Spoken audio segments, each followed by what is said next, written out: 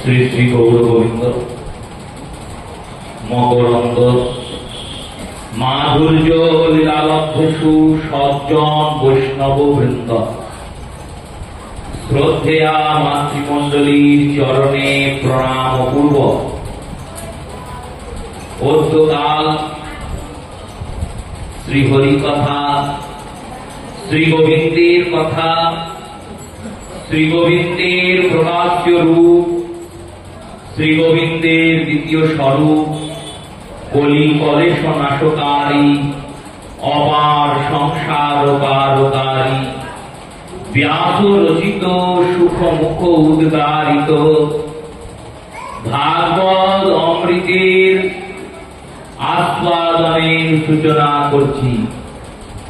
পূর্বদিক শ্রীমদ ভাগবতের দশম স্কন্ধের অষ্টম অধ্যায়ে আমরা ভগবানের ননিচুরির বিশদ লীলার আস্বাদন করছিলাম। শ্রী গোবিন্দ বালমুকুন্দ তিনি এক এক দিন এক এক লীলা করে বেড়াচ্ছেন।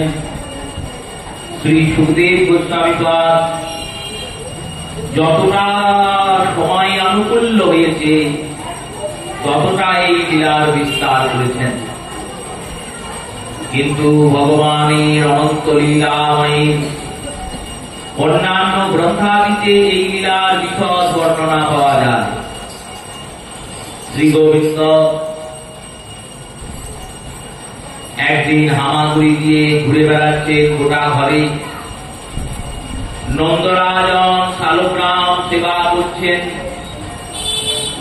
শ্রী ভগবান গিয়েছেন সেই ভগবত মন্দিরে, গিয়ে পরিলক্ষণ করছেন। ভালো করে দেখছে সিংহাসনের উপর একটা ছোট্ট কালো রঙের পাথর আছে। চিন্তা করলে এটা তাহলে কোন বিশিষ্ট ফল বা মিষ্টান্ন হতে পারে। কাছে গেলেন, নন্দরাজ শালগ্রামের সামনে ধ্যান করছিলেন।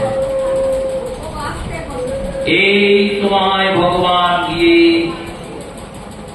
ওই শালগ্রামটিকে তুলে নিজের মুখে ভরে ফেললেন।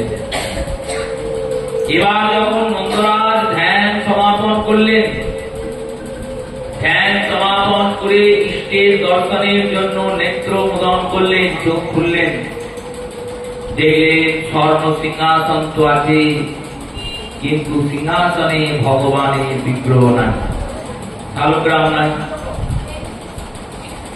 খোঁজ খোঁজ খোঁজ কাঁদতে লাগলেন, চিৎকার করতে শুরু করলেন, কি করে হলো? নন্দরাজ চিন্তা করছেন তাহলে হয়তো ভগবান আমার উপর ক্রুদ্ধ হয়েছে আর আমায় ছেড়ে চলে গেছে। কেঁদেই চলেছেন। মা যশোদা দেখছেন গোবিন্দের একটা গাল পুড়ে আছে। যশোদা গোপালকে ডাকলেন, গোপালকে বললেন, গোপাল একবার মুখটা খোলো তো। যেই না ভগবান মুখটা খুলেছেন, অমনি শ্রী ভগবানের মুখ থেকে ওই শালগ্রামটি বেরিয়ে গেল। এবার এখানে সিদ্ধান্ত আছে, ভগবানের এই লীলা দর্শন করে আমরা আমাদের সন্তানের সঙ্গে ভগবানের তুলনা করতে শুরু করি, কিন্তু খুব সাবধান হয়ে সিদ্ধান্ত করতে হয়। সিদ্ধান্ত করিয়া চিত্তে না করো অলস, ইহাতে জাগিবে যেন প্রেম ভক্তির। তুলনাটা করছো কার সঙ্গে? তার অনন্ত কোটি ব্রহ্মাণ্ড নায়ক অখিল বিশ্ব পন্তরাত্মা সচ্চিদানন্দময় গোবিন্দের সঙ্গে তোমার সন্তান, তোমার সন্তানের যে দেহটা, সেই দেহটা সপ্ত ধাতু দিয়ে নির্মিত। অস্থি, রক্ত, মাংস, রস, রজ, বীর্য আদি দিয়ে। যদি তোমার সন্তানের দেহটাকে কাটা হয়, ছেঁড়া হয়, তাহলে হাড়, মাংস আর রক্ত ছাড়া কিছুই পাওয়া যাবে না। আর ভগবানের এই দেহটা সামান্য শিশুর মতো ঠিকই, দেখে মনে হচ্ছে একবারে তোমার ছেলে আর গোবিন্দ একই রকম, কিন্তু ভগবানের দেহটা অস্থি রক্ত মাংস দিয়ে নির্মিত নয়। তার দেহটা সৎ তত্ত্ব, চিৎ তত্ত্ব আর আনন্দ তত্ত্ব দিয়ে নির্মিত। তাই তিনি সচ্চিদানন্দ। ভগবান এই লীলাটি করছেন। এইরকমই মিলযুক্ত যদি আমাদের ছেলেরা কাজ করে, সেখানে যেন এটা সিদ্ধান্ত করবেন না গোবিন্দ করেছে তো আমার সন্তান করেছে, এক ব্যাপার। অনেক ছেলেরা থাকে যখন মা পূজা দিতে বসেন তখন গিয়ে প্রসাদ চায়। অনেক মায়েরা আবার গোবিন্দকে খাওয়ানোর আগেই সন্তানদের প্রসাদ দিয়ে দেন। দিয়ে দিতেই পারেন স্নেহবশত, বাৎসল্য বশত। সেখানে কুতার্কিকগণ একটা তর্কও দান করেন। কুতার্কিকগণ বলেন ওই শিশুটার মধ্যেই তো গোবিন্দ আছেন, তাই গোবিন্দকে প্রসাদটা দিলেই তো, শিশুটাকে দিলেই গোবিন্দের পাওয়া হয়ে যায়। এটা সম্পূর্ণ কুতর্ক, সুতর্ক নয়। তর্কটা যুক্তিযুক্ত হতে হবে। তর্ক যদি অযৌক্তিক হয় সেই তর্ক গৃহীত হবে না। যেমন ভগবান প্রাপ্তির জন্য ধ্যান প্রয়োজন, কিন্তু যদি কেউ কোন নেশাদ্রব্য পান করে ধ্যান করেন সেটা শাস্ত্রসম্মত নয়। কারণ তুমি তো ওই নেশার দ্রব্যের দ্বারা ভূত হয়ে গেছে, সেখানে তোমার মনে ভগবত চিন্তন হবে না। এই রূপে ওইখানে তর্কটা এইভাবে সমাধান করতে হবে।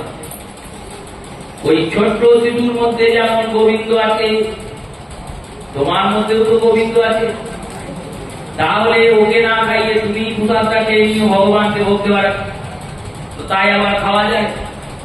ভগবানকে ভোগ দেবো, আমি প্রসাদ পাবো। তো তেমনি ওই শিশুটাকে ধৈর্য ধরতে শেখাও। ওকে অনাচারী করে দিও না, সদাচারী করো। তাকে বোঝাও ভগবানের ভোগ লাগবে, কিছুক্ষণের তো ব্যাপার, অপেক্ষা করো, অপেক্ষার পরে প্রসাদ পাবে।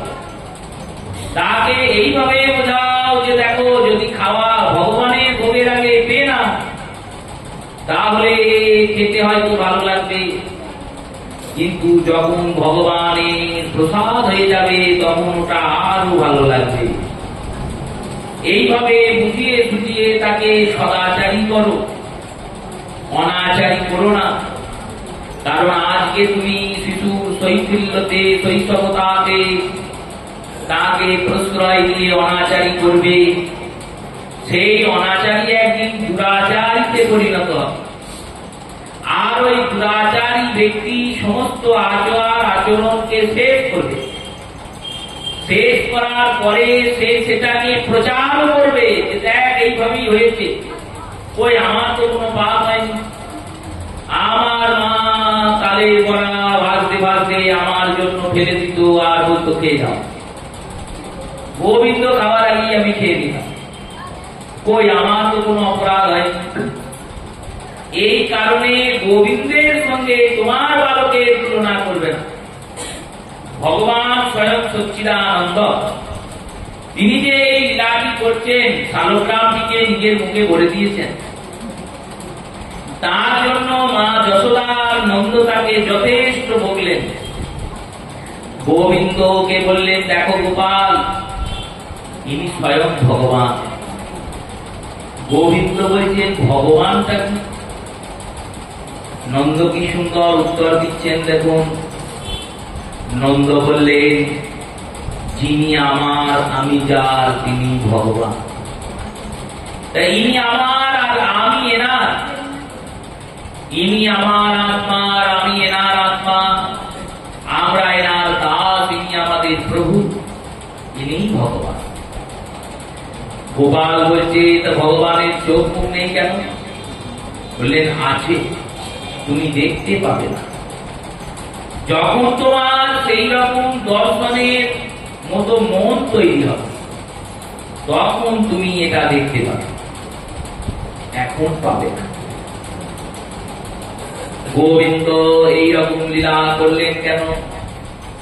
ভগবান শালগ্রামকে নিজের মুখে তুললেন আর তারপর বের করে দেখালেন, দেখো অনন্ত কোটি জগতের লোক যা যিনি সৃষ্টি করেছেন সেই সৃষ্টিকর্তা ব্রহ্মাকে নারায়ণ সৃষ্টি করেছেন, আর নারায়ণকে আবার আমি সৃষ্টি করেছি। কিভাবে সৃষ্টি করেছি? না যেমন আমার মুখ থেকে শালগ্রাম বেরোল, তেমন ভাবেই আমার থেকেই নারায়ণ উৎপন্ন হয়েছে। এই কারণে ভগবান এই লীলাটি করে দেখালেন। আরেকটি তত্ত্ব দিলেন, বললেন আমি যখন সগুণ সাকার হয়ে চলে এসেছি তখন নির্গুণ নিরাকার এই ভজনের কি প্রয়োজন? যখন আমি তোমার সন্তান হয়ে তোমার সঙ্গে খেলা করছি, ঘুরছি ফিরছি, তখন আমার সেবা করলেই তো নারায়ণ সেবা হয়েছে।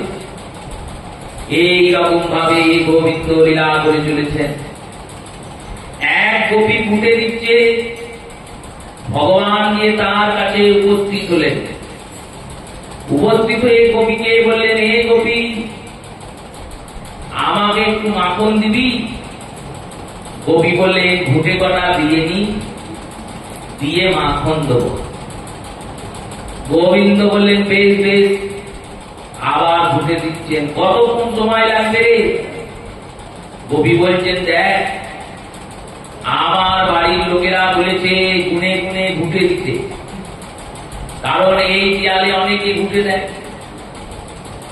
দেওয়ার পরে যখন তুলতে আসি তখন ঝগড়া বাঁধে, এ বলে আমার এত কটা ঘুটে, ও বলে আমার এত কটা, তাই গুনতে হবে। তুই যদি আমাকে এত বকাস তাহলে তো আমি গুনতি ভুলে যাব। মাখন দে করেই যাচ্ছি, গুনতিটাকে তো মনে রাখতে হবে, নাহলে তো আমার লোকসান হবে। গোবিন্দ বললেন, বেশ তাহলে এক কাজ কর, আমি ঘুটে দিই, তুই গোন। গোবিন্দ বললেন, গুনতি তো আমি জানি না।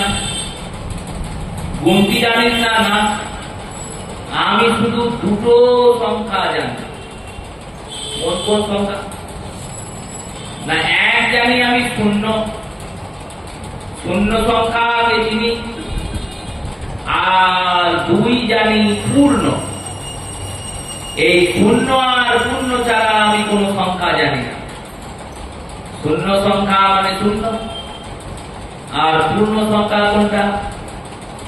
আমাদের যে সংখ্যা মালা আছে পাটিগণিতে, সেখানে 10টা সংখ্যা, 0, 1, 2, 3, 4, 5, 6, 7, 8 আর 9।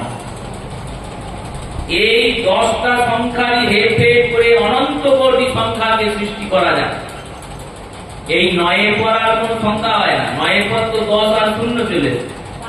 10 মানে 10, 1 আর 0, 11 মানে 1 আর 1, এইভাবে 100 মানে 1 আর 0 0। তাহলে এই 10টা সংখ্যায় কিন্তু ঘুরে ফিরে আসছে, যেখানেই যাবে।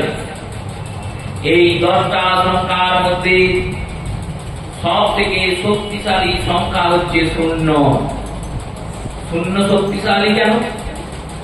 এই 0-র সঙ্গে আপনি যত বড় সংখ্যায় যোগ করুন, 0 সব খেয়ে নেবে, 0 করে দেবে। এই কারণে 0 সংখ্যাকে ব্রহ্ম বলা হয়। ব্রহ্মের সঙ্গে যত জগতের অভিনিবেশ ও প্রলয়কালে সব শূন্য হয়ে যায়। আর এই 0 যদি কোন সংখ্যার পাশে গিয়ে বসে, সংখ্যার দক্ষিণ পাশে ডান পাশে গিয়ে বসে, যত 0 বসবে তত সংখ্যার মান বাড়বে। 1-এর পাশে গিয়ে 0 বসলো, 10 হয়ে গেল। তার পাশে আবার একটা 0 বসলো, 100 হয়ে গেল। তার পাশে আবার একটা 0 বসলো, 1000 হয়ে গেল। তার পাশে আবার একটা 10,000। যত 0 বসবে তত তার মান বাড়বে। তেমনি জীব ব্রহ্মের প্রাপ্তি করলে মান বাড়ে। তাই 0 সংখ্যাকে বলা হয় ব্রহ্ম সংখ্যা। তাহলে পূর্ণ সংখ্যা কোনটি? পূর্ণ সংখ্যা হলে 9। 0 হচ্ছে ব্রহ্ম সংখ্যা, আর পূর্ণ সংখ্যা হচ্ছে 9। নয় পূর্ণ সংখ্যা কেন? নয়ের যে নামটা আছে সেই নামটাতে যতগুলো ফলাফল আসবে সেগুলোর যোগ করেও আবার নয় হয়ে যাবে। এইরকম কোন নামটাই হয় না। নয়ের সঙ্গে 1 গুণ করলে কি হবে? বললো 9 হবে। নয়ের সঙ্গে 2 গুণ করলে কি হবে? 18। এবার 18কে 8 আর 1 যোগ করুন, কি আসবে? 9 আসবে। হতেই পারে কাকতালীয় ভাবে। বেশ, তাহলে এবার 9-এর সঙ্গে 3 গুণ করুন। 9-এর সঙ্গে 3 গুণ করলে 27 হয়। 27 মানে 2 আর 7 যোগ করুন, কত হবে? 9 হবে। 9-এর সঙ্গে এবার 5 গুণ করুন। 9-এর সঙ্গে 5 গুণ করলে 45 হয়। সেখানে 4 আর 5 যোগ করুন, 9 হবে। এত দূর হলো। এবার 9-এর সঙ্গে 9 কি গুণ করে দিন। 9-এর সঙ্গে 9 গুণ করুন, 81 হয়ে যাবে। সেখানেও 8 আর 1, সেখানেও 9 হয়ে যাবে। আর 9-এর সঙ্গে যখন আপনি 10 গুণ করবেন সেখানেও 9 আসবে। 9 আর 0 যোগ করুন, 9 হবে। এই কারণে এই সংখ্যাকে পূর্ণ সংখ্যা। এই 9 সংখ্যা পূর্ণ কেন? না, 9টা ভক্তি আছে। এই নবধা ভক্তির দ্বারা ওই ব্রহ্ম সংখ্যা শূন্যকে পাওয়া যায়। তাই একে নবধা ভক্তির প্রতীকরূপ, 9কে পূর্ণ সংখ্যা। ভগবান বললেন, আমি এই দুটো সংখ্যাই জানি, 1 শূন্য জানি আর 1 পূর্ণ জানি, মাঝখানে কিছুই জানি না। গোপী বললেন, তুই বুঝতেও পারবি না, আবার আমাকে বিব্রত করে ভুলিয়ে দিবি। তাহলে এক কাজ কর, আমি গুনছি। কি করে গুনছেন গোপী? না, গোপী একটা করে ঘুটে দিচ্ছেন, আর ঘুটের গোবরটা নিয়ে গোবিন্দের গায়ে একটা করে টিপ দিচ্ছে। আবার ঘুটে দিচ্ছে, আবার গোপালের গায়ে টিপ দিচ্ছে। এইভাবে কিছুক্ষণ পর গোপালের গোটা গায়ে শুধু গোবরের টিপ পড়ে গেছে। সব টিপ পড়ার পর গোপীর শাশুড়ি এসেছে, এসে দেখছে গোপাল দাঁড়িয়ে আছে আর গোটা গায়ে গোবরের টিপ, একবারে ফুলের ছাপের মতো। যেমন চৈত্র মাসে সন্ন্যাসীরা ছাপ দেয় না, ফুলের গোটা গায়ে ফুলের ছাপ, তেমনই গোপালের গোটা গায়ে গোবরের টিপ। শাশুড়ি এসে বলছে, হ্যাঁ রে গোপাল, তোর এই অবস্থা কে করলো? গোপাল বলছে, গোপী করেছে, তোমার বৌমা করেছে, তোমার এই ছেলের বউ করেছে। তাকে বলছেন, এইরকম করেছো কেন? বললো, আমি ঘুমতে ভুলে যাব, তাই এই কাজ করেছি। কতগুলো ঘুটে দেওয়া হলো? বলে, ওর গায়ে জটা টিপ আছে, 10টা গুনে নিচ্ছি, তাহলে ঘুটের পরিমাণ বেশি যাবে। এইসব করে ভগবান দাঁড়িয়ে আছেন, এত কষ্ট সহ্য করছেন, এত অত্যাচার সহ্য করছেন ভক্তের। কেন? একটুখানি মাখন পাওয়ার জন্য। দেবর্ষি নারদ বলছেন, ধন্য ব্রজের গোপী, যারা পরমাত্মাকে এক চিমটি মাখনের জন্য নাচিয়েছেন। এই ক্ষমতা জগতে অন্য কোন ভক্তের নাই। ভক্তরা তো ভগবানকে পাওয়ার জন্য ব্যাকুল, আর ব্রজের গোপীরা তারা ভগবানকে পেয়ে বসে আছে, তারা পাওয়ার জন্য ব্যাকুল নয়। তারা বরঞ্চ ভগবানকে অভিমান দেখান আর বলে, তুমি এলে এলে, না এলে না এলে, আমার তাতে কিছু যায় আসে। যদি মাখন খেতে হয় তাহলে তোমাকে নাচতে হবে। এইরকম করে গোপীরা ভগবানের সঙ্গে কৌতুক ক্রীড়া করে। সখাদের সঙ্গে ঘুরতে ঘুরতে যমুনার ধারে গিয়েছেন। বলরাম দাদা কৃষ্ণকে বলছেন, জানিস ভাই, এই ব্রজে কত ভক্তরা ঘুরে বেড়ায়, এই বৃন্দাবনের ধুলিতে কত ভক্তের চরণধুলি পড়ে আছে। শ্রী গোবিন্দ চিন্তা করছেন, তাই তো এই ব্রজের ধুলিতে তো কম ভক্তের চরণধুলি নাই। এই তো যখন ভগবান শিশু ছিলেন তখন মহাদেব এসেছিলেন গোবিন্দ দর্শন করতে, তার তো পায়ের ধুলিটা ওই ব্রজেই পড়ে আছে। ভক্তদের চরণের ধুলি ওইখানে পড়ে আছে, আর সর্বোপরি শ্রীমতী রাধারানীর চরণ ধুলি ওখানে মিশে আছে। গোবিন্দ চিন্তা করলেন, তাই বৃন্দাবনের সব থেকে অমূল্য সম্পদ হচ্ছে এই ব্রজের রজ। রজ শব্দের অনেক অর্থ হয়, তার মধ্যে একটা অর্থ হচ্ছে ধুলি। এই রজ শব্দটাতে দুটো শব্দ আছে, র আছে আর জ আছে। জ শব্দে উত্তর জ নয়, বর্গীর জ। এই রজ বর্গীর জ আর র এই দুই শব্দের মধ্যে যে দুটি শব্দ বসেছে র আর জ, এই দুটি আবার প্রত্যয় স্বরূপ। র একটি প্রত্যয় পৃথক ভাবে, বর্গীয় জ একটি প্রত্যয় পৃথক ভাবে। র শব্দের প্রত্যয়ীকরণ করলে হয় রসস্য প্রাপ্যম, রস মানে আনন্দ। যে রস ব্রহ্মের মধ্যে বিদ্যমান সেই আনন্দ ওই বৃন্দাবনের রজে বিদ্যমান, তাই বৃন্দাবনের রজে র শব্দ উপস্থিত হয়েছে। জ শব্দের অর্থ জায়তে ইতি, এই রস বা প্রেম বা আনন্দ যাকে গ্রহণ করলে প্রাপ্তি হয়, জন্মায়, তার নাম হচ্ছে রজ। বৃন্দাবনের রজের আস্বাদন করলে, সেবন করলে কি হয়? প্রেমা ভক্তি জন্ম লাভ করে। ব্রজের ধুলি সব সময় নিজের কাছে থাকতে হয়। এই ধুলিকে কিছু পারো না পারো, প্রাতঃকালে সকালে নিত্যকর্মাদি করে একখানি রজ নিয়ে নিজের জিহ্বাতে স্পর্শ করা। যদি রাধারানী কৃপা করে আমাদের প্রেম দান করে, কারণ রাধারানীর ওই প্রেমটা বৃন্দাবনের ধুলাতে গিয়ে মিশেছে। যেমন একটা বিরাট পর্বত, সেই বিরাট পর্বত থেকে খসে পড়া একটা ছোট্ট শিলা, ছোট্ট একটা নুড়ি, সেই নুড়িটার মধ্যে ওই পর্বতের সমস্ত গুণাবলী বিদ্যমান। দৃষ্টান্ত স্বরূপ গিরিরাজ পর্বত এত বিশাল, সেই গিরিরাজ থেকে খসে পড়া ছোট্ট ছোট্ট নুড়িগুলি, তাদেরকেও তো আমরা গিরিরাজই বলছি। তারা কি গিরিরাজ পর্বত? বললেন না, কিন্তু গিরিরাজ সমতুল।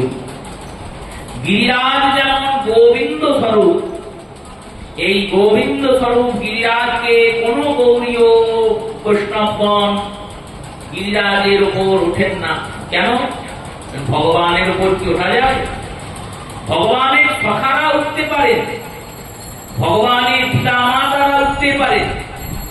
ব্রজবাসীরা ভগবানের সখা স্বরূপ, যারা ব্রজে জন্মাচ্ছে তারা ওই পূর্বপর গোবিন্দের পরিকর বৃন্দ, তাই তো ব্রজে জন্মিয়েছেন।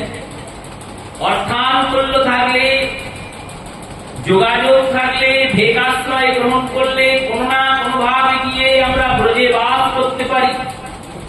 ব্রজে বাস করে ব্রজবাসী হতে পারি, ব্রজে বাড়ি কিনতে পারি, ঘর কিনতে পারি, জায়গা কিনতে পারি, মন্দির করতে পারি, আশ্রম করতে পারি, কুটির করতে পারি। কিন্তু কোটি জন্মের অর্থকে এক করেও আপনি ব্রজে জন্মাতে পারবেন না। ওই ব্রজে জন্ম তখনই হবে যখন ব্রজ আপনাকে অঙ্গীকার করবে। বৃন্দাবনে জন্মটাই সব থেকে বড় প্রমাণ যে আপনি রাধারানীর দ্বারা চয়িত হয়েছেন, চিহ্নিত হয়েছেন, রাধারানী আপনাকে সিলেক্ট করেছে, তবে বৃন্দাবনে জন্মিয়েছে, না হলে জন্মাবে না। তো এই বৃন্দাবনে যারা জন্মাচ্ছে তারা গোবিন্দ পরিকর, তারা গিরিরাজের উপর উঠতে পারেন, কিন্তু আমরা পারবো না। মহাপ্রভু গুরুদেবের গুরুদেব শ্রীপাদ মাধবেন্দ্র পুরীপাদ, তিনি গোপালকে গোবিন্দ কুণ্ড থেকে প্রকট করলেন। এই গোপাল শ্রীনাথজি, এনাকে গোবর্ধনের উপর স্থাপনা করলেন। এবার মাধবেন্দ্র পুরী যখন স্থাপন করলেন, তখন তো তিনি প্রতিদিন ওই গোবর্ধনের উপরে গিয়ে তাকে সেবা দিতেন। তখন তো এই নিয়মই ছিল। মাধবেন্দ্র পুরীকে গোবিন্দ শ্রী শ্রীনাথজি রূপী গোপাল বললেন, আমার অঙ্গে জ্বালা করছে, তুমি চন্দন নিয়ে এসো। পুরীপাদ এলেন জগন্নাথে, জগন্নাথ থেকে চন্দন কাষ্ঠ আর সেবক আর দান ভেট নিয়ে তিনি পৌঁছালেন ক্ষীরচোরায়। ক্ষীরচোরাতে গিয়ে ক্ষীর চুরি করলেন গোপীনাথ। মাধবেন্দ্র পুরীপাদ সেখানে থাকলেন। গোপীনাথ বললেন, আমি গোপাল, আমি গোপীনাথ, অতএব আমার অঙ্গে চন্দন লেপন করলেই বৃন্দাবনের শ্রীনাথজির অঙ্গ শীতল হয়ে যাবে। আলাদা করে বৃন্দাবনে গিয়ে তোমায় চন্দন লেপন করতে হবে না। এই যে ভগবত তত্ত্বের মধ্যে আমরা ভিন্নতা করি, সম্প্রদায়ের মধ্যে ভিন্নতা করি, সেই ভিন্নতাটাকে মিটিয়ে দিলেন। কেন করি আমরা এরকম? এই ভিন্নতাটা আমাদের মধ্যে জন্মায় কেন? সম্পূর্ণ জ্ঞান না থাকার জন্য ভিন্নতা জন্মায়। এক জায়গায় চারটে অন্ধ আছে, আর সেই চারটে অন্ধর সামনে একটা হাতি এসেছে। চারটে অন্ধকে হাতিটাকে ধরেছে। এইবার চারটে অন্ধ হাতিটাকে ধরার পর যখন চারজনকে আলাদা আলাদা করে জিজ্ঞাসা করা হচ্ছে, একজনকে বলছেন হাতিটাকে যে তুমি ধরলে, অনুভব করলে, তা হাতির শরীরটা কেমন? সে বেটা পা ধরেছিল হাতি। সে বলছে হাতির শরীরটা কলা গাছের মতো, কারণ হাতির পাটা কলা গাছের মতো মোটা, গোলাকার ওই কলা গাছের মতো। আর একজন হাতির পেটটাকে ধরেছিল, সে বলছে না না, হাতির শরীরটা কুলোর মতো। তাহলে দুজনের সঙ্গে দুজনের মত মিলল না। আর একজন বলছে না, হাতির শরীরটা, মুখটাকে ধরেছে, সে বলছে হাতির শরীরটা কেমন? হাতির শরীরটা সরু নলের মতো, পাইপের মতো। আর একজন বলছে ওইসব নয়, হাতির শরীর এক হাত লম্বা, লেজ ধরেছিল, এক হাত লম্বা, শেষকালে একটু লোম আছে, ওইটুকুই হাতির শরীর।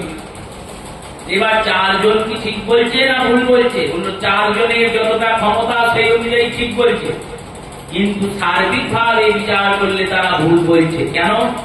তাদের তো দৃষ্টি নাই, যতটা তারা অনুভব করেছে ততটা বলছে। তেমনি ভগবানকে যে আচার্যগণ যতটা অনুভব করছেন ততটা বলছেন। তার মানে এই নয় যে তিনি সম্পূর্ণ ঠিক আর বাকিরা সব ভুল। সবাই ঠিক, কারণ গোবিন্দ সমুদ্র তুল্য। সমুদ্রের জলের মধ্যে যেমন সমস্ত জলের মিশ্রণ আছে, সমস্ত জলের মিশ্রণ আছে বলে যদি কেউ সমুদ্রের জল হাতে নিয়ে বলে এটা গঙ্গার জল, তাহলে তার ব্যাখ্যাটা ঠিক। কেউ যদি বলে এটা যমুনার জল, তার ব্যাখ্যাও ঠিক। আর আমার মতো মহাপাষণ্ড সে নিয়ে যদি বলে এটা ড্রেনের জল, তার ব্যাখ্যাও ঠিক। কেন ঠিক বললো? ওর মধ্যে ওটাও আছে। তেমনি ভগবানের এই ভগবত তত্ত্ব নিয়ে আমরা বিভেদ করি। আমরা বলি উনি আমার ঠাকুর, উনি তোমার ঠাকুর, উনি এর মন্দির, ওটা ওর মন্দির, এটা এর পরম্পরা, এই তো আমাদের। ভগবানের শুদ্ধ ভক্তদের মধ্যে এগুলি থাকে না, কারণ তারা শুদ্ধ জ্ঞান সম্পন্ন। এবার মাধবেন্দ্র পুরীপাদ যতদিন দেখছিলেন ততদিন তো তিনি গিরিরাজে উঠে শ্রীনাথজির সেবা করলেন। মহাপ্রভু গেলেন, মাধবেন্দ্র পুরীপাদ, এরপর ঈশ্বর পুরীপাদ, পরমানন্দ পুরীপাদ, এনারা শ্রীনাথজির সেবা করেছেন।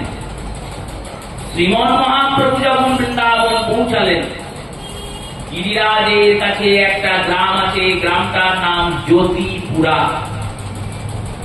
এই জ্যোতিপুরাতে দুটো বৈঠক আছে, একটি হচ্ছে মহাপ্রভু বৈঠক, আর একটা হচ্ছে বল্লভ বৈঠক।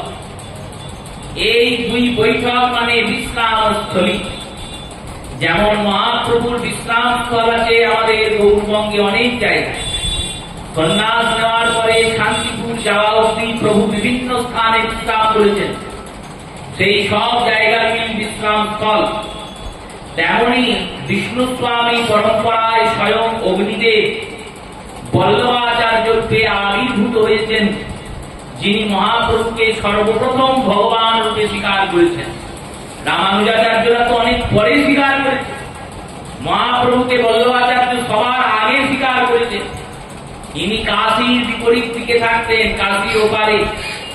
মহাপ্রভু যখন কাশীতে গিয়েছেন তখন বল্লভাচার্য তিনি মহাপ্রভুকে নিয়ে নিমন্ত্রণ দিয়েছেন। মহাপ্রভু নিজে নৌকা চালিয়ে গিয়েছেন তার বাড়িতে সেবা করেছেন, আর সেবা করে তাকে ভগবত ভক্ত সন্তানের বর দিয়েছেন। এই বল্লভাচার্যের পুত্র শ্রী বেঙ্কট ভট্টাচার্য। এই বল্লভাচার্যকে মহাপ্রভু শ্রীনাথজির সেবা দিয়ে দিলেন। সেই থেকে বল্লভী পরম্পরায় শ্রীনাথজির সেবা। কেন? না মহাপ্রভু বলে দিলেন, দেখো এতদিন যা হয়েছে হয়েছে, মহাপ্রভুর নির্দেশ, ব্রজে যাইও না রহিও চিরকাল, গোবর্ধনে উঠিয়া না দেখিও গোপাল। গোবর্ধনে উঠে গোপাল দেখবে না। এবার এই যে গোপালের সেবা, শ্রীনাথজির সেবা, এই সেবা তো কিছুকাল পরে ঔরঙ্গজেবের সময় চলে গিয়েছেন শ্রীনাথজি নাথদ্বারায়, সেই নাথদ্বারাতেই শ্রীনাথজির সেবা হয়। এই যে গিরিরাজ কেন মহাপ্রভুকে নিষেধ দিলেন? বললেন মহাপ্রভু নিষেধ এই কারণে দিলেন, বললেন গিরিরাজ আর গোবিন্দ সমতুল। ভগবানের মাথায় যেমন পা দিয়ে চড়া যায় না, তেমনি গোবর্ধনে ওঠা যায় না। গোবর্ধন স্বয়ং গোবিন্দ স্বরূপ। গোবর্ধন থেকে খসিত যে নুড়িগুলি শিলাগুলি, সেগুলিও গোবিন্দ স্বরূপ। গোবর্ধন শুধু গোবিন্দ নন, গোবর্ধনের অংশ সেও গোবিন্দ, কারণ গোবিন্দের অংশ গোবিন্দই হবে। তেমনি গোবর্ধনের সমস্ত ভগবত সত্তা, ভগবত সত্তা যেমন ওই গিরিরাজ শিলার মধ্যে বিদ্যমান হয়ে যাচ্ছে, তেমনি রাধারানীর প্রেম, সেই প্রেম চরণ ধুলিতে আছে। সেই ধুলি বৃন্দাবনে মিশে গোটা বৃন্দাবনের রজটাই প্রেম ও ভক্তিময় করে দিয়েছে। এই রজের মাহাত্ম্য অসীম। সিদ্ধ চৈতন্য দাস বাবা তিনি রজের মাহাত্ম্য বলছেন শোনো। এক নাস্তিক ব্যক্তি তিনি মথুরা স্টেশনে নেমেছেন, আর মথুরা স্টেশনে নেমেছেন কোন ব্যবসায়িক কর্মে, তীর্থ ঘুরতে যাননি। মথুরা তো সদর শহর, এই মথুরা সদর শহর হওয়ার জন্য সেখানে সব রকমেরই কাজকর্ম হয়। কোর্ট মথুরাতে, হসপিটাল মথুরাতে, সমস্ত কিছুই তো মথুরাতে বৃন্দাবনে। এই কারণে তিনি কোনো কারণে এসেছেন মথুরায় কোনো কাজকর্ম করতে। আর এসে স্টেশনের বাইরে যেই বেরিয়েছেন, মথুরায় একটা ষাঁড় ছিল, সে হঠাৎ খেপে গিয়েছে। আর খেপে গিয়ে করেছে কি, একে ওকে মারতে মারতে ওই লোকটা পেটে এসে সিং ঢুকিয়ে দিয়েছে, আর ও সঙ্গে সঙ্গে মরে গেছে। মরে যাওয়ার পরে সেই ব্যক্তি ভগবানের ধামে চলে গিয়েছে। এবার ভগবানের ধামের যে প্রহরীরা আছে তারা বলছে, তুমি গোবিন্দের নাম করেছো জীবনভর? বললেন না, করি নাই। গোবিন্দের ভজনা করেছো? না, করি নাই। তাহলে তুমি এখানে এলে কি করে? তুমি এই ধামে পৌঁছালে কি করে? তিনি ভাবছেন, তাই তো আমিও তো বুঝতে পারছি না, আমি তো গোবিন্দের জন্য কিছুই করি নাই। সারা জীবন আমি কৃষ্ণকে গালাগালি দিয়েছি, সারা জীবন আমি নাস্তিকতা করে গিয়েছি, সারা জীবন আমি বিষয় বিষকে গায়ে মেখে গিয়েছি। তাহলে আমি পৌঁছালাম কি করে? সমাধান খুঁজে পাচ্ছেন না। দেবর্ষি বাল নারদ এসেছে, তিনি বললেন, শোনো, তোমাকে যে ষাঁড়টা সিং ঢুকিয়েছে, ও তার কিছুক্ষণ আগে বৃন্দাবনের ধুলোতে খানিক মাথাটা ধুতে, ওর সিংহের জগাতে বৃন্দাবনের একটু ধুলো লেগেছে। ওই বৃন্দাবনের রজের কৃপায় তুমি গোবিন্দের ধামে চলে এসেছো। তাহলে রজের মাহাত্ম্যটা বুঝুন। এই এত মাহাত্ম্য জেনে গোবিন্দ চিন্তা করলেন, এই রজকে আরো মূর্তিমন্ত করতে হবে। রজের মধ্যে কৃপা তো আছে, কৃপাটাকে আরো বাড়িয়ে দিতে হবে। ভক্তদের পদধূলি এই রজে আছে, রাধারানীর পদধূলি এই রজে আছে, স্বয়ং গোবিন্দের পদধূলি এই রজে আছে। এই এত কিছু ভেবে ভগবান মাটি নিলেন আর মুখে ভরে দিলেন। আর মুখে ভরে ওই রজের ভিতরে থাকা প্রেমটিকে আস্বাদন শুরু করলেন। এবার বলরাম দাদা চিন্তা করলেন, গোবিন্দকে যদি আটকানো না যায়, তাহলে গোবিন্দ এই মাটি খেতেই থাকবে। ছুটে গেলেন মা যশোদার কাছে। যশোদাকে গিয়ে বললেন, হে মা, তোমার ছেলে মাটি খাচ্ছে। এই মাটি খাওয়ার লীলাটা যেখানে হয়েছিল সেই জায়গার নাম ব্রহ্মাণ্ড ঘাট। আর ভগবানকে যে সোনার দোলনায় গোকুলে নন্দের ভবনে দর্শন করবেন সেটা গোকুল গ্রাম। এই গোকুল গ্রাম আর ব্রহ্মাণ্ড ঘাট যাওয়ার মাঝ পথে একটা জায়গা আছে, যখন গিয়েছিলাম তখন অতটা উন্নতি হয়নি। এই কদিন আগে মোবাইলের মাধ্যমে দেখলাম অনেক উন্নতি হয়েছে।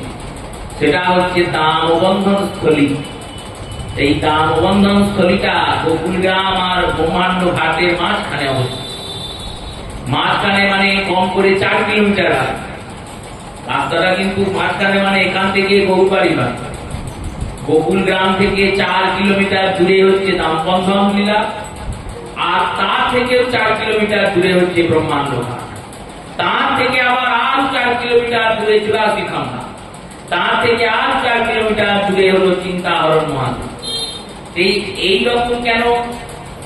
দেখো, যখন ভগবান প্রকট লীলায় ছিলেন তখন ওই চিন্তাহরণ মহাদেব থেকে শুরু করে গোকুল গ্রাম অব্দি ছিল নন্দ ভবন। নন্দের বাড়িটা এত বড় ছিল কেন না, 9 লাখ গরুকে বাঁধার জন্য যে গোয়ালটা লাগবে সেইটা কত বড় লাগবে চিন্তা করুন। নন্দরাজের 9 লক্ষ গরু, সেই 9 লাখ গরুকে 9 লক্ষ গরুকে যে গোয়ালে বাঁধবে সেই গোয়ালটা কত বড়, আর সেই গরুর যে খামারটা হবে সেটা কত বড়। তাই দামবন্ধন লীলা যেখানে হয়েছে ওটা নন্দের বাড়ির মধ্যেই ছিল। আর এই ব্রহ্মাণ্ড ঘাট যে স্থানটি ওটি ছিল একবারে নন্দ ভবনের খিড়কির দরজার পাশে। ওই ব্রহ্মাণ্ড ঘাট দিয়েই বসুদেব গোবিন্দকে নিয়ে উঠেছিলেন। ওখানে এই দুটি লীলার স্পষ্টীকরণ হয়েছে। ভগবান মাটি খেয়েছেন, মা যশোদা ছুটতে ছুটতে গিয়েছেন গোপালের কাছে, আর গোপালের কাছে গিয়ে গোপালকে বলছেন, গোপাল তুমি মাটি খেয়েছো? গোপাল বলছেন, না মা আমি খাইনি। একবার জিজ্ঞাসা করলেন, আবার বলে দেখো তুমি ভুলবশত হয়তো খেতেও পারো, কিন্তু মিথ্যা কথা বলাটা ঠিক নয়।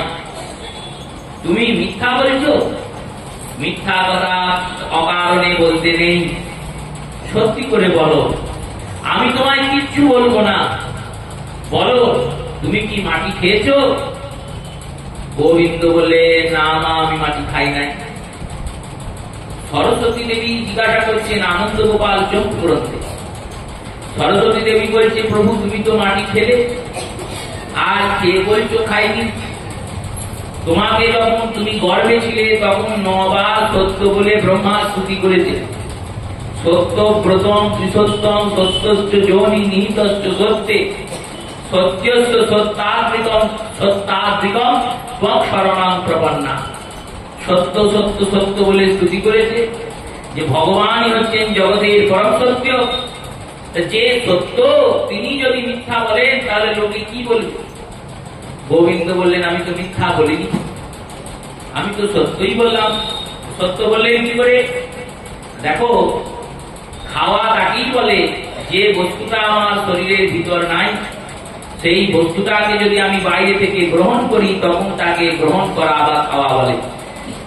যে মাটিটার কথা বলছো সেই মাটিটা তো আমার ভিতরেই আছে।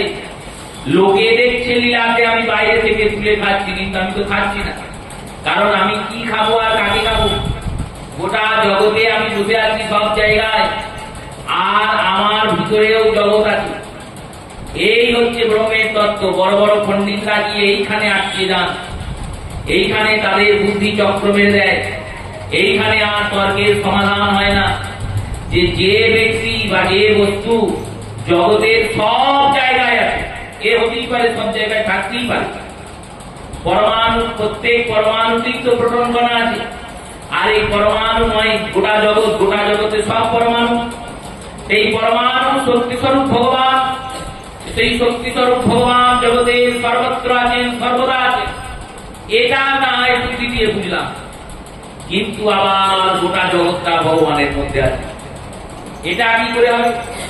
যে জগতে তিনি সব জায়গায় আছেন তার মধ্যে আবার জগৎ গেল কি করে? রসিকতা করে বিশ্বনাথ চক্রবর্তী পাদ সমাধান করলেন।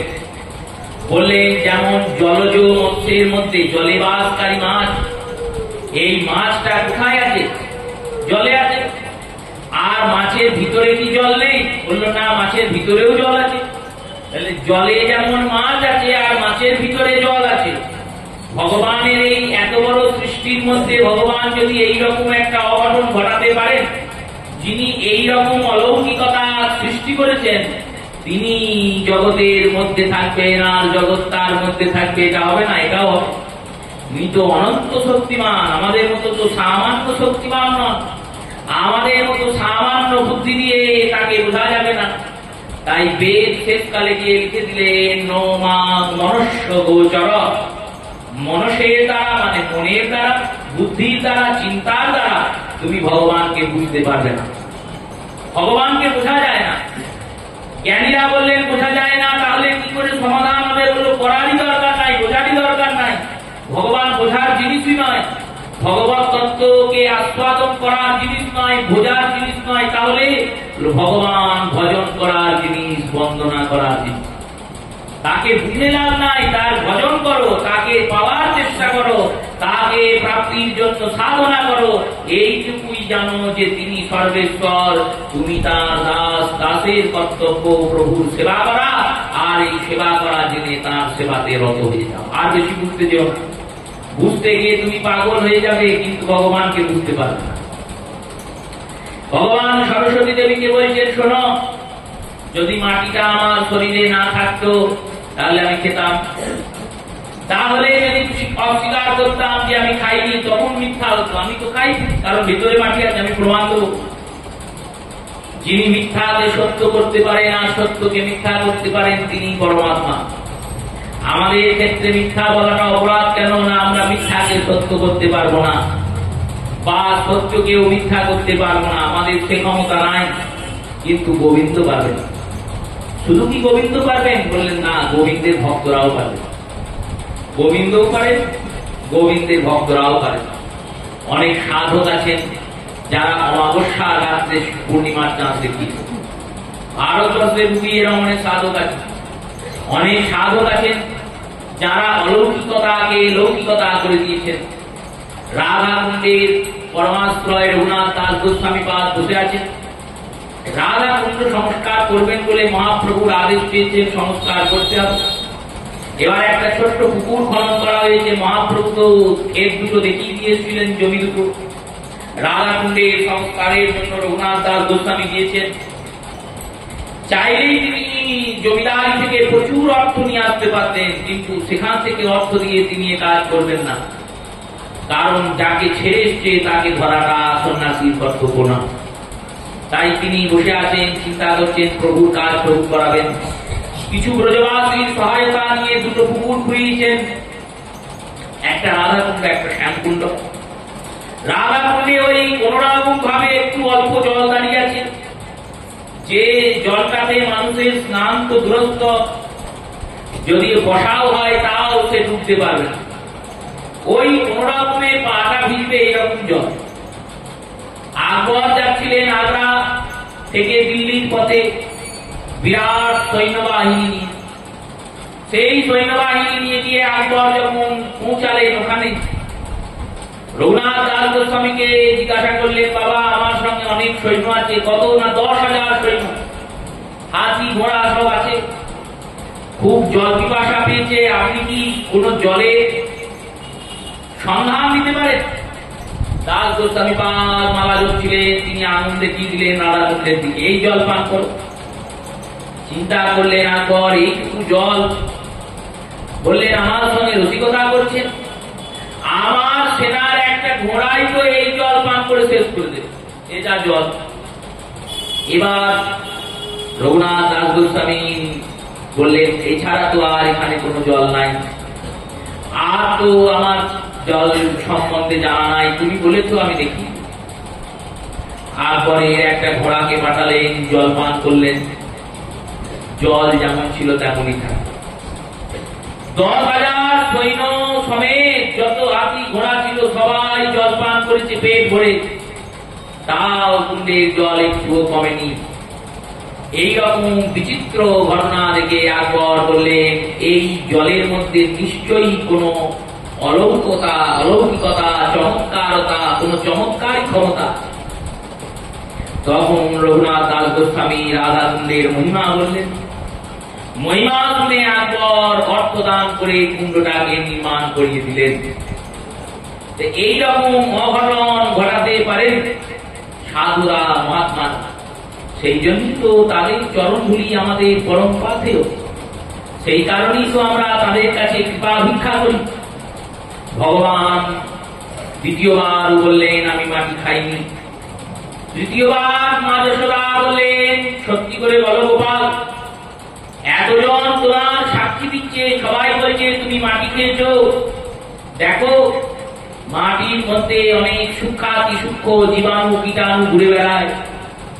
মাটির মধ্যে মলবিষ্ঠা ত্যাগ করা হয়, সেই মলবিষ্ঠা থেকে কৃমিকীটরা মাটিতে ঘুরে সেই সমস্ত নোংরা আবর্জনা মৃত্তিকার মধ্যে মিশে থাকে। সেগুলি যদি তোমার পেটে যায় তাহলে তোমার রোগ হবে, ব্যাধি হবে, কষ্ট পাবে। শুধু তুমি কষ্ট পাবে না, তোমাকে দেখে আমরাও কষ্ট পাবো। তাই ভালো করে বলো তুমি কি সত্যি মাটি খেয়েছো? গোবিন্দ বললেন না গো, আমি খাই। তিনবার যখন জিজ্ঞাসা করা সত্ত্বেও ভগবান অস্বীকার করলেন, তখন মা যশোদার একটু রাগ হয়েছে। তিনি ভাবছেন আমার ছেলেটা মিথ্যাবাদী হয়ে যাচ্ছে। তাই কাঁধটা ধরে, আর কাঁধটা ধরে বলছে কই মুখটা খোলো দেখি, আমি দেখি তো তুমি মাটি খেয়েছো নাকি। ভগবানের কানটা ধরেছেন, আর যেই ভগবানকে বলেছেন, ভগবান বলছেন আমার কানে লাগছে মা, তুমি কি করে অনুমান করলে যে আমি মাটি খেয়েছি? বলে এই যে মুখে লেগে আছে, মুখময় মাটি লেগে আছে তোমার। গোবিন্দ বললেন এটা তো আমি মাটি খেয়েছি প্রমাণ দেয় না। কেন? তুমি খাবার খাও, বলো খাই, তোমার মুখে খাবার লাগে? জগতে তো সবাই খাদ্য গ্রহণ করে, কার মুখে খাবার লাগে? কারোর মুখে তো খাবার লাগে না। তাহলে আমি যদি সত্যি করেই মাটি খেতাম তাহলে আমার মুখেও লাগতো না। কারণ হাত এমন ভাবেই তৈরি করেছেন ভগবান, অন্ধকারও হাত মুখেই যাবে। আপনি অন্ধকারে যদি খেতে বসেন, যদিও অন্ধকারে খাওয়া উচিত নয়, তবুও যদি কোনো কারণে খেতে বসেছেন আর কারেন্ট পালি, এইবার গ্লাসটা তুলেছেন আর লাইট অফ হয়ে গেছে। গ্লাসটা থালায় রাখা অসুবিধা, কিন্তু মুখে দেওয়া অসুবিধা নয়, মুখে চলে যাবে না। কারণ মুখের ঠিকানা হাত চেনে, হাতটাও আমার শরীরের অংশ, মুখটাও শরীরের অংশ। তাই আমি যদি মাটি খেতাম তাহলে মুখেই যেত, মুখের বাইরে কি লাগতো? তাহলে লাগলো কি করে? বললো যারা তোমার কান ভাঙিয়েছে তারাই মুখে লাগিয়ে দিয়ে গেছে। বলরাম লাগিয়ে তোমায় বলেছে তো, ও আমার মুখে ভালো করে মাটি লাগিয়েছে, দিয়ে বলেছে আজ তোকে মায়ের কাছ থেকে বকা খাও। কেন করলো এরকম বলরাম? বলরামের এই করে কি লাভ হবে? লাভ নয়, হিংসা করে আমাকে। কিসের হিংসা? না আমি পরে এসেছি তবু আমাকে সবাই ভালোবাসে, ওর মা আমাকে ভালোবাসে, এইটাতে ওর খুব হিংসা। ও ভাবে যে ওর তো দাদা, দাদা যখন 1 বছর আগে জন্মিয়েছে তাকেই সবাই ভালোবাসবে। এবার ওকে কেউ ভালোবাসে না, সবাই কৃষ্ণ কৃষ্ণ কৃষ্ণই করে। কৃষ্ণের পরে যদি কারোর ইচ্ছা হয় তখন বলরামকে ডাকে। যদি আপনার সামনে বলরাম আর কৃষ্ণ আসেন আর আপনাকে বলেন যে আপনি কাকে গ্রহণ করবেন, তাহলে অধিকাংশ ভক্তই তো কৃষ্ণকেই গ্রহণ করবে, কৃষ্ণেরই চরণে প্রণাম করবে, বলবে হে গোবিন্দ আমি তোমার, তুমি আমার। বলরাম কি আর কেউ নেবে? নেবে না। সেই কারণে বলরামের হিংসা। নন্দ ভবনে যাবেন, বৃন্দাবনে দেখবেন নন্দ ভবনে, নন্দ যশোদার মাঝখানে নন্দগ্রামের নন্দ ভবনে, নন্দগ্রামের নন্দ ভবনে মা যশোদা আর নন্দের মাঝখানে দুটো কৃষ্ণ বিগ্রহ আছে, কালো মূর্তি। দুটো কালো মূর্তি আছে ঠিকই, কিন্তু দুটোই কৃষ্ণ নয়। একটা কৃষ্ণ আর একটা বলরাম। দক্ষিণেরটা বলরাম আর বাম দিকেরটা কৃষ্ণ। কানাই আর বলাই দুজনেই বাঁশি বাজাচ্ছে। বলরাম বাঁশি বাজিয়েওছেন। মহাপ্রভুর পাশে যে বলরাম মূর্তি, যাকে আমরা নিতাই বলি, পূজা করি, তিনি তো বলরাম মূর্তি, তিনি বাঁশি বাজাচ্ছেন। বসন্তকালীন রাসলীলায় বলরাম বাঁশি বাজিয়েছেন। সেই বাঁশি বাজানো বলরাম অনেক জায়গাতেই আছে। বাগনাপাড়ায় যাবেন রামকানাইয়ের পাঠ, সেখানেও দেখবেন কানাই বলাই আছে, সেখানেও বলরাম বাঁশি বাজাচ্ছেন, কৃষ্ণ বাঁশি বাজাচ্ছেন। এইরকম বলরাম বাঁশি বাজান ঠিকই, কিন্তু কালো রঙের বলরাম তো হয় না। বলরাম সাদা আর কৃষ্ণ কালো। কিন্তু নন্দ ভবনে গিয়ে দেখবেন দুজনই সমান। কেন সমান? বলরাম দাদার একদিন এত কষ্ট হয়েছে, তিনি ভাবছেন আমাকে কেউ ভালোবাসে না, সবাই কৃষ্ণ কৃষ্ণই করে দিনরা। এই কৃষ্ণ কৃষ্ণ করে ভেবে তিনি নিজেকে কালো রং করে নিয়েছেন, হাঁড়ি কালি গোটা গায়ে রেখেছেন, কালো রঙে কৃষ্ণ হয়ে গিয়েছেন। আর কৃষ্ণ হয়ে কৃষ্ণের পাশে গিয়ে গৈরব সেজে দাঁড়িয়ে পড়েছেন পাশে। বলছেন এবার চেনো কোনটা কৃষ্ণ আর কোনটা বলরাম।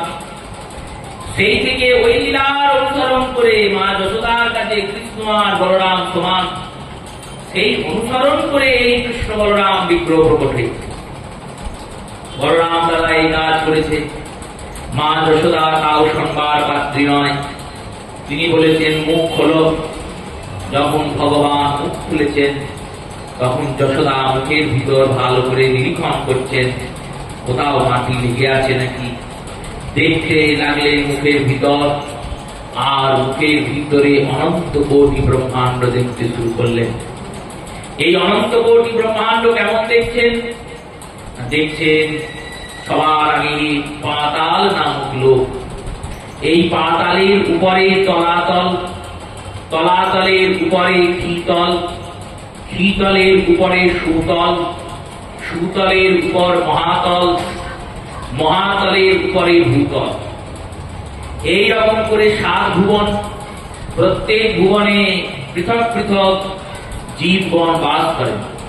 কোথাও রাক্ষস, কোথাও প্রেত, কোথাও পিশাচ, এক এক জায়গায় এক এক রকম, কোথাও বেতাল, এক এক স্থানে এক একজন বাস করেন। ভূতলে জীবাত্মা বাস করে।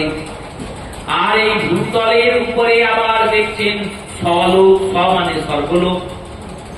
স্বর্গলোকের 7টা ভাগ, সহ মহ জন লোক তপ ব্রহ্ম। সহ মানে স্বর্গ, এই স্বর্গের যে লোক, এই লোকে ইন্দ্রাদি দেবগণ বাস করে। এই লোকের দ্বিতীয় নাম অমরাবতী। এর উপরে যে লোক আছে সেই লোকগুলিতে মোহলোক, সেখানে যক্ষরা গন্ধর্বেরা বাস করে। এরপরে আছেন তপলোক, সেখানে তপস্বীরা বাস করেন। সপ্ত ঋষির সঙ্গে তপস্বীরা সেই তপলোকে বাস করেন।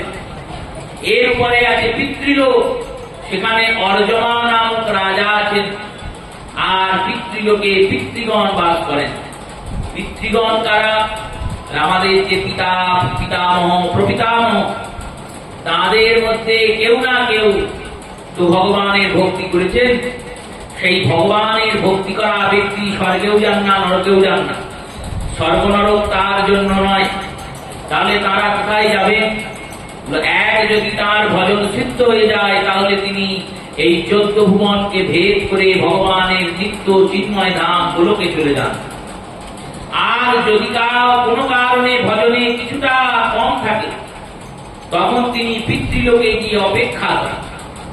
এই পিতৃলোকে অপেক্ষা করেন, যেমন ট্রেন না এলে একটা আলাদা জায়গা থাকে ট্রেনে, সেই টিকিট অনুযায়ী সেই সেই জায়গায় তারা যাবে। কেউ যদি ফার্স্ট ক্লাস টিকিট কাটে তাহলে সে ফার্স্ট ক্লাস ওয়েটিং রুমে গিয়ে বসতে পারবে। তেমনই ওই ব্যক্তিকে পিতৃলোকে রেখে দেওয়া হয়, তিনি পিতৃলোকে থাকেন। নিজ নিজ ভজন, নিজ নিজ পুণ্যের অনুযায়ী পিতৃলোকে গিয়ে তারা বাস করেন। যখন তাদের সময় হয় তখন মেঘের মধ্যে বাড়ি রূপে, বৃষ্টি রূপে তারা এসে অবস্থিত হন। আর সেই বৃষ্টি যখন পৃথিবীতে পড়ে তখন ওই আত্মা পৃথিবীতে এসে যুক্ত হয়। পৃথিবীতে যুক্ত হওয়ার পর সেই আত্মা শস্যের মধ্যে যায়, আর শস্যের মাধ্যমে সেই আত্মা পিতার শরীরে প্রবেশ করে। আর পিতার শরীর থেকে মাতার গর্ভে স্থানান্তরিত হয়ে সেই ব্যক্তি আবার জন্মে ভজনাদি করে পুনরায় ভগবানকে পাওয়ার চেষ্টা করেন। যদি এই জন্মে সিদ্ধি হয়ে যায় তিনি পিতৃলোক ভেদ করে চলে যান। আর যদি সিদ্ধি না হয় পিতৃলোকে গিয়ে আবার অবস্থান করে। কিন্তু স্বর্গনরক ভক্তের জন্য না, ভক্ত স্বর্গনরকের ঊর্ধ্বে। সেই রূপে পিতৃলোক, পিতৃলোকের উপরে আছে ব্রহ্মলোক, যেখানে ব্রহ্মা বাস করে। এই ব্রহ্মলোকের উপরে আছে বৈকুণ্ঠ, যেখানে ভগবান নারায়ণ বৈকুণ্ঠেশ্বর বাস করেন। আর তার উপরে আছেন গোলক। মা যশোদা দেখছেন বৈকুণ্ঠে নারায়ণ আছেন। আবার দেখছেন এই যে এত বড় 14 ভুবনের বিস্তার, এই 14 ভুবনটা কোথায়? না ভগবানের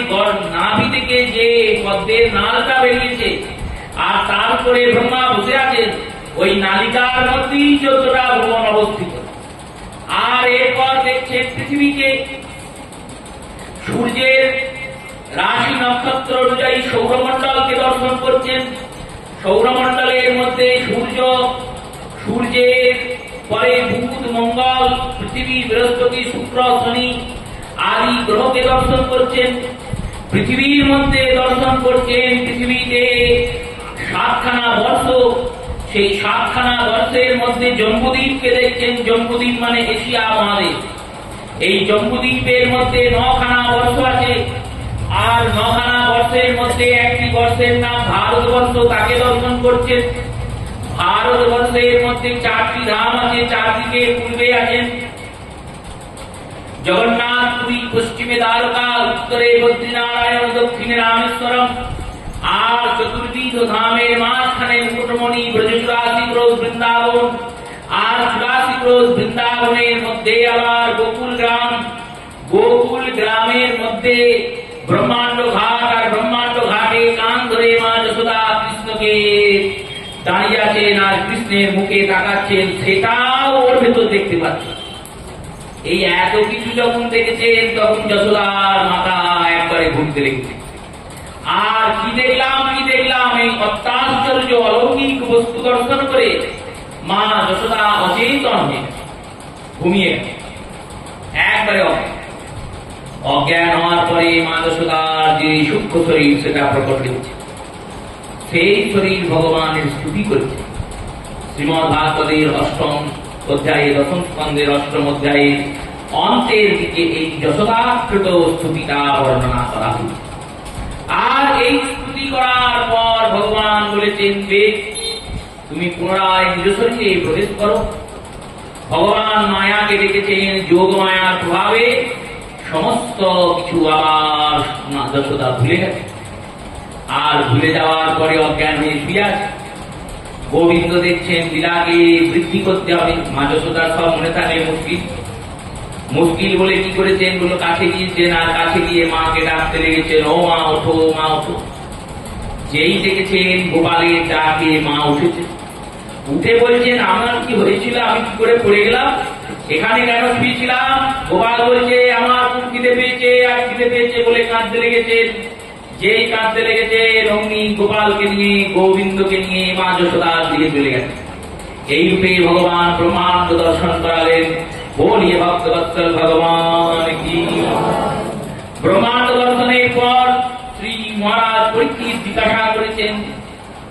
জিজ্ঞাসা করেছেন যে যশোদার নন্দ কি এমন পূর্ণ করেছিল যে তারা কৃষ্ণকে পুত্র রূপে পেয়েছে।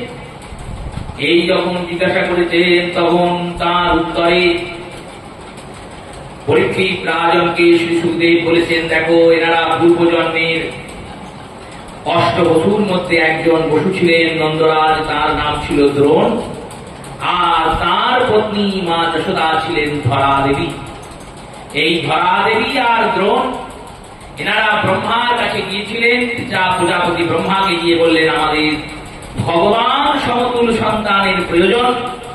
ব্রহ্মা এনাদেরকে 12 অক্ষর মন্ত্র দান করলেন, আর তপস্যার বিধি বলে দিলেন। সেই অনুযায়ী এনারা তপস্যা করেছেন, আর তপস্যার মাধ্যমে ভগবান কৃষ্ণ এনাদের প্রতিশ্রুতি দিয়েছিলেন, আমি যখন তারপরে অবতার হব তখন দ্রোণ হবে নন্দরাজ, আর ধরা হবে মা যশোদা। লীলা কীর্তনাদিতে একটা লীলার প্রাপ্তি হয়, কিন্তু সেই লীলাটি সমস্ত 18 পুরাণের মধ্যে কোথাও সেরকম ভাবে বিস্তৃত ভাবে এখনো অব্দি আমি অধ্যয়নে পাইনি। তাই সেই লীলাটিকে সর্বসমর্থ ভাবে শাস্ত্রীয় সিদ্ধান্ত রূপে গণ্য করা যাবে না। ভাগবতের টিকাকার রাধা বিনোদ গোস্বামী পাদ এটাই লিখেছেন যে ব্রহ্মার কৃপাদে, ব্রহ্মার আশীর্বাদে তারা ভগবানকে পেয়েছেন। আর এই শ্লোকে শ্রীমন ভগবানকে জনার্দন রূপে সম্বোধন করেছেন সুখদেব। জনার্দন শব্দের ব্যাখ্যা করেছেন বৈষ্ণব দর্শনীতে সনাতন গোস্বামী পাদ। তিনি বলেছেন, জনার্দন কেন জানো না, অখল জননায়ক জননর্তয় অর্চতে অত জনার্দন উচ্চতে। অনন্ত কোটি জগতের যত জন মানে মনুষ্যজন, দৈত্যজন, দেবজন, সুরজন, নাগজন, ঋষিজন, মুনিজন, যত লোক আছে সমস্ত লোকই গোবিন্দের অর্চনা করেন, তাই গোবিন্দ জনার্দন। বললেন সবাই তো করে না, দৈত্যরা করে না, দানবেরা করে না, আমরা মানুষ, আমাদের মধ্যেও সবাই তো কৃষ্ণ ভক্ত নয়, সবাই তো কৃষ্ণের ভক্তি করে না। লোকে করে না। এই তো কদিন আগে দুর্গা পূজা গেল, দেখলাম সবাই মা দুর্গার পূজা করলো। যারা শাক্ত তারা দুর্গার পূজা করে, যারা শাক্ত তারা কালী পূজা করে, যারা শৈব তারা শিব পূজা করে। ওই ভগবান কৃষ্ণের ভক্তি তো করে না। এমন কোন পূজা নাই যে পূজা গোবিন্দ পূজা ছাড়া সম্পূর্ণ হয়। গোবিন্দের পূজা ছাড়া কোন পূজা সম্পূর্ণই হবে না। তো কেন না, সবার আগে পূজা করতে গেলে ভগবানের নাম গ্রহণ করে পূজা শুরু করতে হয়। 3 বার ভগবানের বিশ্বব্যাপক নাম বিষ্ণু নাম উচ্চারণ করে পূজা শুরু হয়। যদি সে বৈষ্ণবাচরণ করে তাহলে কেশবায় নমঃ, গোবিন্দায় নমঃ, মাধবায় নমঃ ভগবানের নাম উচ্চারণ করে আর্পণ করে সে পূজা শুরু করে। যদি সে স্মার্ত মত অবলম্বন করে তাহলে বিষ্ণু বিষ্ণু বিষ্ণু বলে পূজা শুরু করে। যখন সে সংকল্প করে তখনও বিষ্ণু বিষ্ণু বিষ্ণু রম তৎসদ্য, সেখানেও বিষ্ণুকে দেখে তবেই সংকল্প হয়। আর যখন পূজা শেষ হয়ে যায় তখন তাকে বলতে হয় প্রিয়তাং পুণ্ডরীকাক্ষং সর্বযজ্ঞে সরোবরী তস্মিন তুষ্টে জগৎতুষ্ট প্রণীতে প্রণীতম জগৎ। তস্মিন তুষ্টে জগৎতুষ্ট, কত সুন্দর শিক্ষা দেখুন। ভগবানকে বলছেন তুমি সর্বযজ্ঞেশ্বর, মানে সমস্ত যজ্ঞ সমস্ত পূজা সবকিছুই ঈশ্বর তুমি। এমন কোন পূজা নাই পৃথিবীতে যে পূজার ঈশ্বর ভগবান নয়। ঈশ্বর মানে অধিপতি। আর ভগবান শুধু অধিপতি তাই নয়, ভগবান তুষ্ট হলে সবাই তুষ্ট হয়ে যান। কেন? যেমন গাছের গোড়ায় জল ঢাললে গাছের সর্বত্র জল পৌঁছে যায়, তেমনি অচ্যুতের পূজা করলে, ভগবান গোবিন্দের পূজা করলে সমস্ত দেব দেবী তুষ্ট হয়ে যান। এবার যারা সামান্য জীব তারা সব দেব দেবী পুজো করে। আর বৈষ্ণবজন চতুর তারা বলছেন যখন গোবিন্দকে তুষ্ট করলে সবাই তুষ্ট হয়, তখন আলাদা করে এখানে ওখানে সেখানে যাব কেন? আমরা সব ছেড়ে গোবিন্দকেই ভজবো। কারণ গোবিন্দের যে চরণারবিন্দ, সেই চরণারবিন্দটি কেমন? চরণারবিন্দটি অভয় চরণারবিন্দ। অভয় চরণারবিন্দ, সামান্য চরণারবিন্দ নয়। তাই আসুন আমরা ভগবানের একটু নাম করি, তারপর ধীরে ধীরে কথাতে অগ্রসর হব। ভজ হুরে মন শ্রীনন্দ নন্দন অভয় চরণার বৃন্দ রে।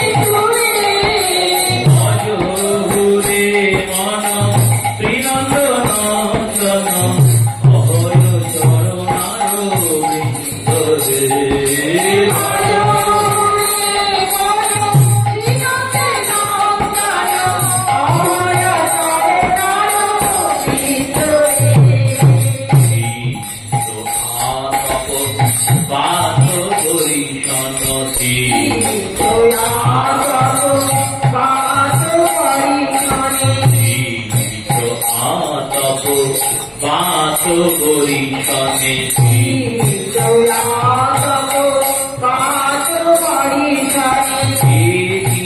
যামিনী জাগিরে দিন আর দিন যামিনী জাগিরে দিন বিফলে সেবিনু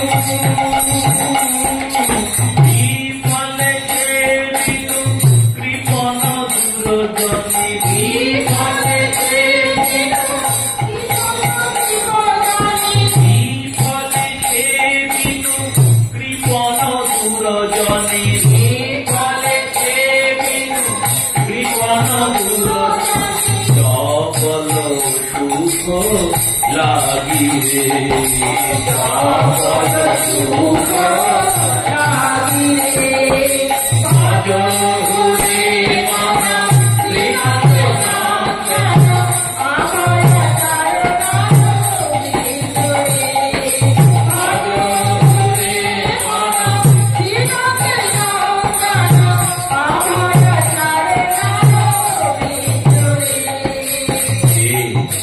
যৌবন পুত্র পরিজন পুত্র পরিজন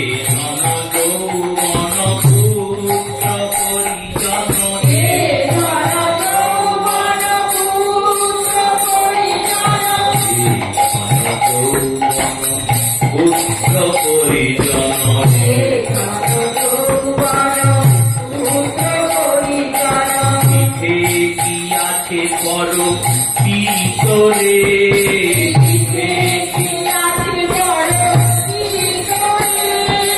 নলিনী জল জল জীবন টলমল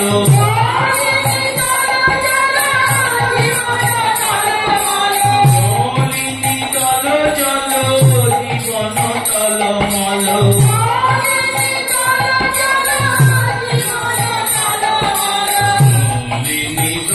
জল জীবন টলমল নলিনী জল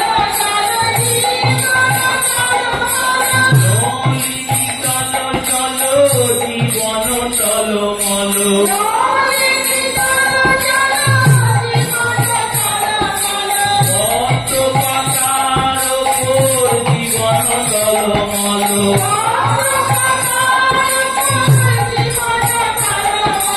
নলিনী জল জল জীবন টলমল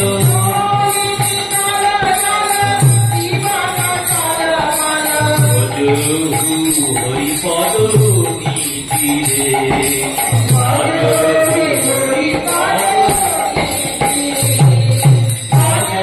হরে মানা লীলাতে নাম প্রাণ আমার চরণায়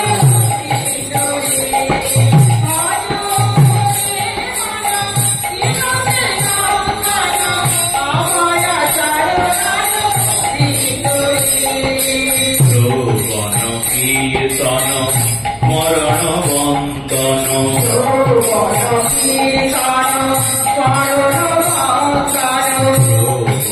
কীর্তন শরণ বন্দন সাধু সেবন দাসরে সাধু সেবন দাসরে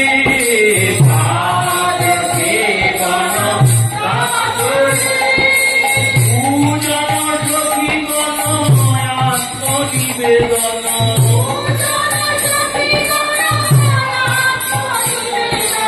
পূজন সখীগণ আত্মনিবেদন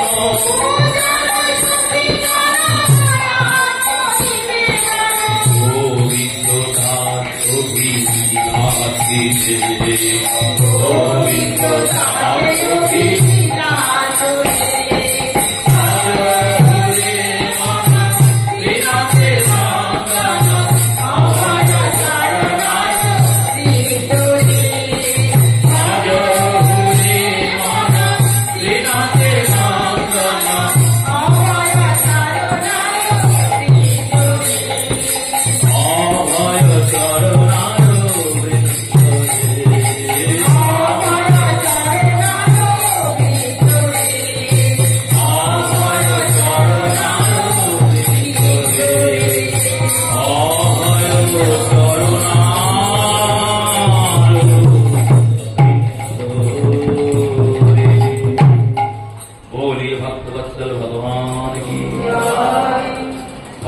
সেই অভয় চরণারবিন্দই আমাদের মূল স্থান, শরণাগতির মূল স্থান।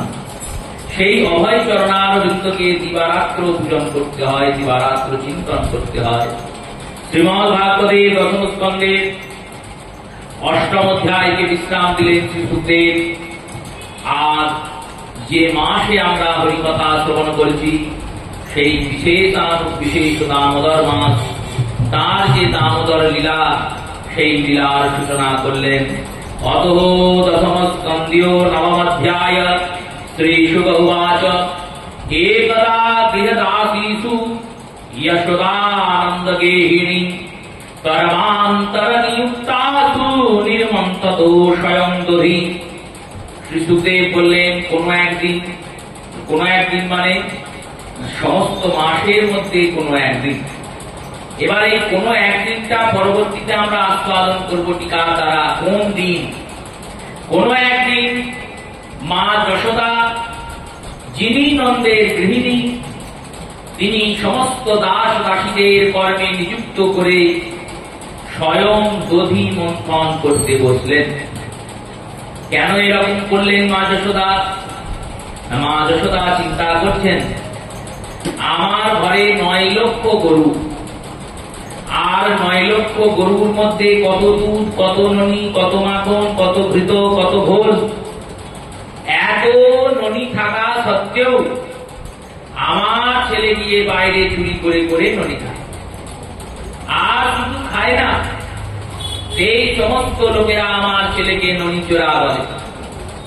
কেন এরকম করে? যার ঘরে এত নবনী আছে, তার সন্তান অন্যের ঘরে গিয়ে নবনী কেন খায়? চিন্তা করলেন নিজের ত্রুটির চিন্তা। এইটাই ভগবত ভজন। ভক্ত কখনো পরের দোষ দেখে না।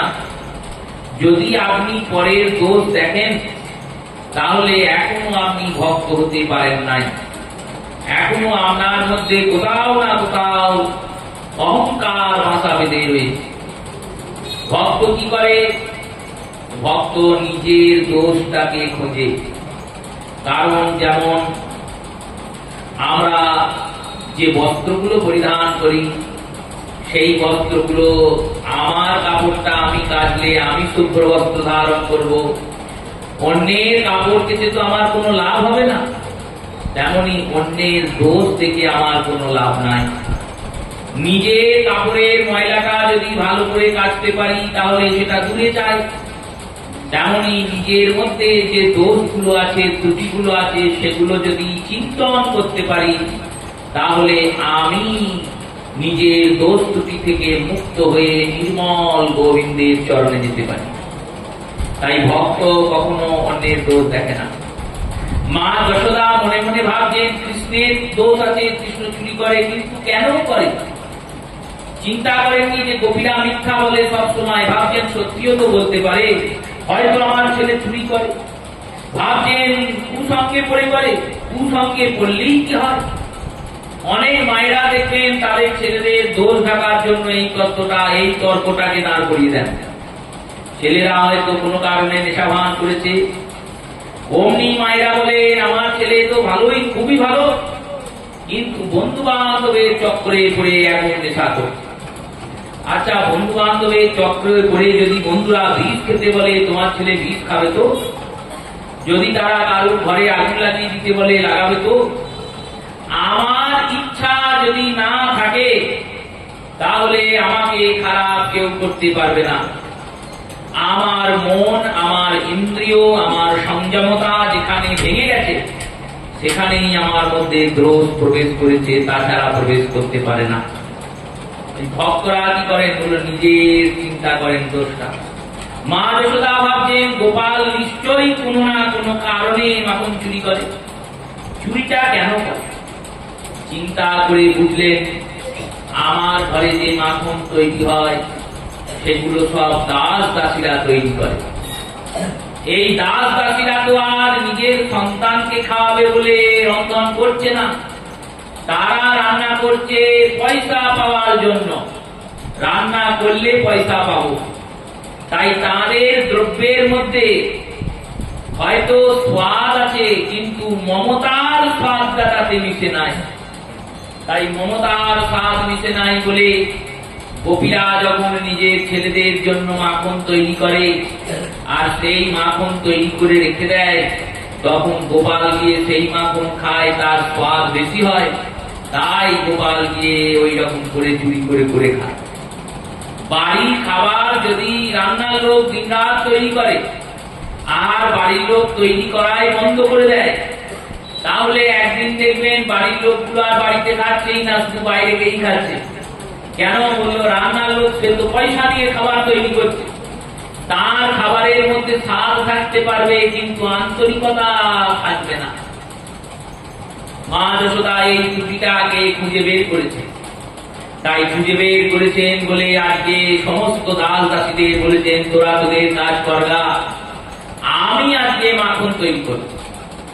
তারা ভাবছেন এ কেন হলো, আমরা কি তাহলে কোনো ভুল করেছি? মা বললেন, না না, ভুল করিসনি, আমার ইচ্ছা আজকে আমি আমার ভগবানের জন্য আর আমার গোপালের জন্য দুয়ের জন্য মাখনটা তৈরি করে রাখবো। সেই মাখনটা আলাদা করে থাকবে, সেটা প্রতিদিন আমি নারায়ণকে ভোগ দেবো, আর সেই ভোগ্য প্রসাদী মাখন আমার গোপালকে দেবো। এই চিন্তা করে মা যশোদা তিনি মাখন তৈরি করতে বসেছেন। তাই সুখদেব গোস্বামী পাদ বলছেন, কর্ম নিযুক্তাধু, সমস্ত দাস দাসীদের কর্মে নিযুক্ত করে দিয়েছেন। কোন রকম ভাবেই যেন তার কোন কর্মে তাদের প্রয়োজন না। কে করেছেন এটা? বললেন যশোদা। যশোদা বললেই তো হয়ে যায়। সুখদেব এখানে বললেন শুধু যশোদা নয়, নন্দ গেহিনী, যিনি নন্দের গৃহিণী। কেন বললেন? নন্দের কি তাহলে আরো গৃহিণী আছেন, আর বউ আছে? বললেন না না, নন্দের একটাই বউ, যশোদা। তাহলে এই কথা বললেন কেন? বললেন এই কথা বলার দুটি কারণ আছে। একটি কারণ, নন্দের গৃহিণী যিনি, তার নাম যশোদা। পিতামাতা তার এই নামটা রেখেছিল, কিন্তু এই নামটা সার্থক হয়েছে কৃষ্ণকে জন্ম দিয়েছে। যশোদা শব্দের অর্থ হচ্ছে যিনি যশ দান করেন। যশ মানে খ্যাতি, যশোদা নাম মানে হচ্ছে যে খ্যাতি দান করে। নন্দের পত্নী হয়ে তিনি নন্দকে খ্যাতি দান করেছেন। যখন কৃষ্ণ জন্মিয়েছেন যশোদার কোলাল করে, তখন অনন্ত কোটি জগতে নন্দের খ্যাতি হয়েছে। তাই নন্দকে যিনি যশ দান করেছেন, শুধু কি নন্দকেই যশ দান করেছেন? বললেন না না, গোটা বৃন্দাবনকে যশ দান করেছেন যিনি, তিনি হলেন যশোদা। আর যশোদা কেমন? নন্দ গেহিনী। এবার শব্দটাকে পরিলক্ষণ করুন। গৃহিণী শব্দের দ্বিতীয়ার বহুবচনে গেহিনী হয়েছে, গৃহিণী কিন্তু বলেননি, গেহিনী বলেছে। গেহিনী শব্দের অর্থ যিনি সমস্ত গৃহকর্মে নিপুণা, নন্দের সমস্ত ঘরের কাজ যিনি করেন। এই নন্দ কে? নন্দ হলেন স্বয়ং জীবাত্মা। এই জীবাত্মাই তো কৃষ্ণকে পেয়েছে। তাই কৃষ্ণ প্রাপ্ত জীবাত্মা তার সহায়তাকারী যশোদাকে, যশোদা হলেন নন্দের কৃষ্ণের প্রতি শুদ্ধ বুদ্ধি।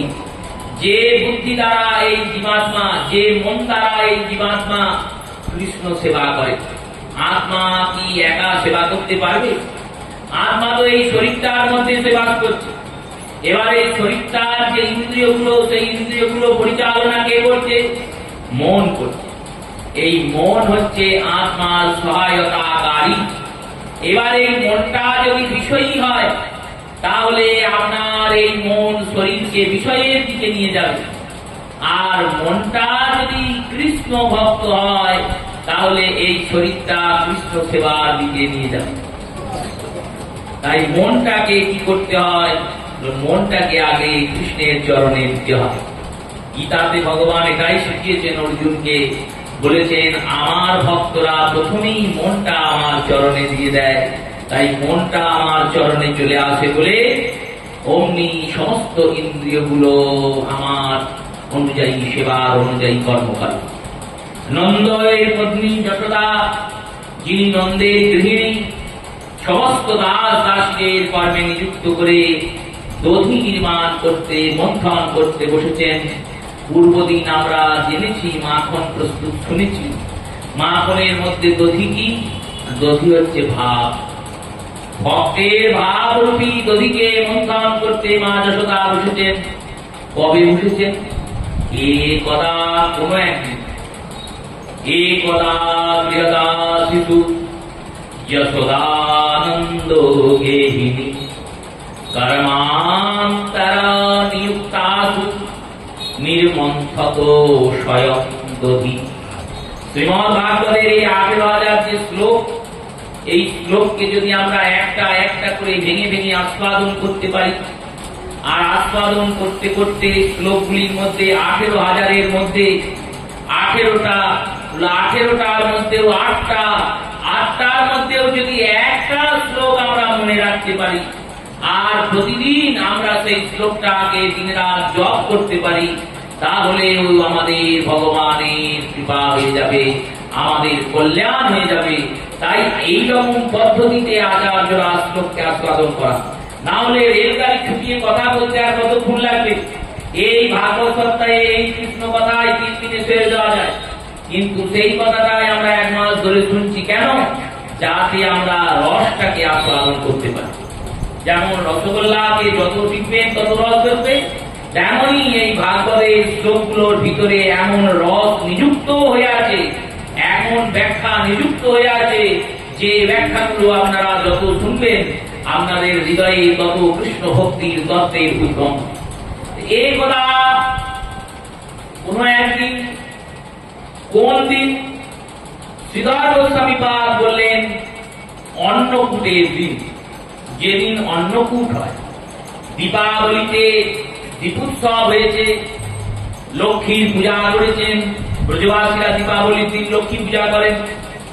দীপাবলির লক্ষ্মীর পূজা দীপোৎসব করার পর প্রতিপদের দিন, যেদিন গোবর্ধন পূজা হয়। যশোদার বলে গোপাল তো এখন ছোট, গোবর্ধন পূজা তো দেরি আছে। তখনও তো দেশে গোবর্ধন পূজা ছিল না, তখন ইন্দ্রযজ্ঞ। তাও ইন্দ্রযজ্ঞ প্রতি বছর হতো না, যে বছর বৃষ্টি হয় না সে বছর ইন্দ্রযজ্ঞ হয়। সেই দীপাবলির পরের দিনে নন্দ বাবা, মা রোহিণী, বলরাম আর নন্দের 5 ভাই, 5 ভাইয়ের 5 জন স্ত্রী, তাদের পুত্রজন সবাই মিলে ঠিক করেছেন নন্দের একজন বোন আছেন, তার নাম সুনন্দা। এই সুনন্দার বাড়ি হচ্ছে ছত্রবন, মানে ছাতা। ছত্রবন বলে একটা জায়গা আছে বৃন্দাবন, কাম্যবনের পাশে। সেই ছত্রবনে সুনন্দার বাড়িতে সবারই নিমন্ত্রণ আছে। নন্দরাজ যাবেন কেন না, প্রতিপদের পরের দিন কি আসবে? দ্বিতীয়া। দ্বিতীয়ার দিনে ভাতৃ দ্বিতীয়া, ভাই ফোঁটা। নন্দরাজ গিয়ে ভাই ফোঁটা নেবেন। শাস্ত্রের বর্ণনা, ভাই আর বোন, ভগিনী আর ভ্রাতা, এই দুয়ের 2টি উৎসব আছে। গোটা বছরে 2টো উৎসব আছে, ভাই বোনের উৎসব। কোন কোন উৎসব? একটি হচ্ছে শ্রাবণ মাসের পূর্ণিমা, যার নাম রাখি পূর্ণিমা। আর একটি হচ্ছে কার্তিক মাসের শুক্ল পক্ষের দ্বিতীয়া, যার নাম ভাতৃ দ্বিতীয়া। এই 2টো উৎসবের নিয়ম কি? 2টো উৎসবের নিয়ম হলো, রাখি পূর্ণিমার দিন বোন যাবে ভাইয়ের বাড়ি, আর বোন ভাইয়ের বাড়ি গিয়ে ভাইকে রক্ষা সূত্র পরাবে। এই রক্ষা সূত্র যে রাখি আমরা দোকান থেকে কিনছি আর কিনে নিয়ে গিয়ে পরিয়ে দিচ্ছি, কত রকমের ডিজাইন বেরিয়ে গেছে। এখন এক এক রকম ডিজাইন। আবার তার মধ্যে কিছু কিছু আছে সেখানে ভগবানের নাম লেখা থাকছে, রাধা, কোথাও কৃষ্ণ, কোথাও ভগবান গণেশের ছবি দেওয়া থাকছে, কোথাও গোপালের মুখ দেওয়া থাকছে। এগুলিকে একটু দেখে দেখে কিনবেন। কেন? যে ভাইয়ের হাতে আপনি রাখিটা পরাবেন, সেই রাখিটাতে যদি কৃষ্ণের ছবি থাকে, আপনি তো ভাবলেন এটা আমার ভাইয়ের হাতে কত সুন্দর লাগবে। পরিয়ে দেওয়ার পর সেই ভাই তো রাতের বেলায় গিয়ে দোকানে ভালো জিনিস খাবে, ওই হাত দিয়ে খাবে। ওই হাতটি কত জায়গায় হাত দেবে, সেই হাতে গোবিন্দের ছবিটা আছে সেটাও অপবিত্র হবে। এইভাবে আমরা আমাদের ধর্মকে অনেকটা অশ্রদ্ধা করে ফেলছি। যেমন অনেকদিন আগে কিছুকাল পূর্বে ধূপকাঠি বাক্সে গোবিন্দের ছবিটা, সেই ধূপকাঠিগুলোকে রাস্তায় ফেলে দেওয়া হতো। গোবিন্দের ছবিটা গিয়ে পড়তো কোথায়, বলো ডাস্টবিনে পড়তো। সেটা থেকে এখন কিছুটা রক্ষা হয়েছে। তেমনি এইগুলোকে একটু সাবধানতার সহিত, এমনকি জপমালা তাতেও দেখবেন রাধা গোবিন্দের ছবি আছে, সেগুলিকে আমরা নিয়ে ভাবি আমরা বিরাট ভক্ত হয়ে গেলাম, রাধা গোবিন্দ আমার কাছেই থাকবে। যদি তাই হতো তাহলে মহাপ্রভু এরকম ছবি করাতে পারতেন, মহাপ্রভু করিয়ে বসতে পারতেন। এবার ওই জপমালাটাতে অসুবিধা কি আছে বললো, ও তো ভগবান রাসস্থলী, জপমালার দ্বিতীয় নাম রাসস্থলী, ভগবান সত্যি আছেন, আছেন, কিন্তু ওই জপমালার ব্যাগটিকে আপনি কোথাও রাখলেন, কোন কারণে আপনার পা পড়ল, কোন কারণে আপনি এমন জায়গায় রাখলেন যেখানে পবিত্রতা নাই, তাহলে এই যে অপরাধগুলো আপনার সূক্ষ্মভাবে প্রবেশ করবে, সেইগুলোর দিকে একটু দৃষ্টি দিতে হয়। ইট, কেউ ইটের কারখানা করেছে, ইটের ভাটা করেছে, আর ইট ভাটার নাম দিয়ে দিয়েছে শ্রীকৃষ্ণ, আর শ্রীকৃষ্ণ ইট ভাটায়, শ্রীকৃষ্ণ ইটই ছাপছে। এবার ওই শ্রীকৃষ্ণ ইট কিনবেন না, কিনবেন, কিন্তু কেনার পর সেটার ব্যবহারটা ঠিক জায়গায় করতে হবে। শ্রীকৃষ্ণ ইট কিনে আপনি মন্দির করুন, কোনো ক্ষতি নাই, কিন্তু যখন শৌচাগার হবে আর সেখানে শ্রীকৃষ্ণ ইটটা গিয়ে লাগবে, তারপরে সেখানে শৌচ ত্যাগ হবে, তাহলে ভগবানের নামে কত বড় অমর্যাদা। শ্রীকৃষ্ণ মিট সেন্টার, মাংসের দোকানের নাম শ্রীকৃষ্ণ, কত বড় নামের অমর্যাদা। আর এগুলো কারা করে? অন্য ধর্মের লোকেরা করে না, আমরাই করি। তাই বিচার করে কর্ম করতে হয়। রক্ষা সূত্রের যে নিয়ম, 9খানি লাল সুতোকে একত্রিত করে রক্ষা সূত্র হয়। আর এই রক্ষা সূত্রটি কি করা হয়? ভগবানকে প্রথমে অর্পণ করতে হয়। ভগবানকে অর্পণ করে সেই প্রসাদী সূত্র ভাইয়ের হাতে বেঁধে দেন বোন।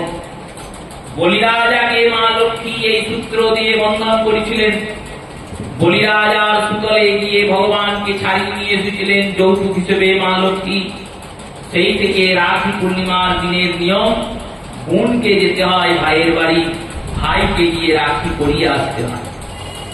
আর ভাতৃদ্বীজ, ভাই দ্বিতীয়া, এই ভাতৃ দ্বিতীয়াতে স্বয়ং যমরাজ তিনি বৃন্দাবনে এসেছিলেন আর যমুনা দেবীর কাছে এসে ফোঁটা নিয়েছিলেন।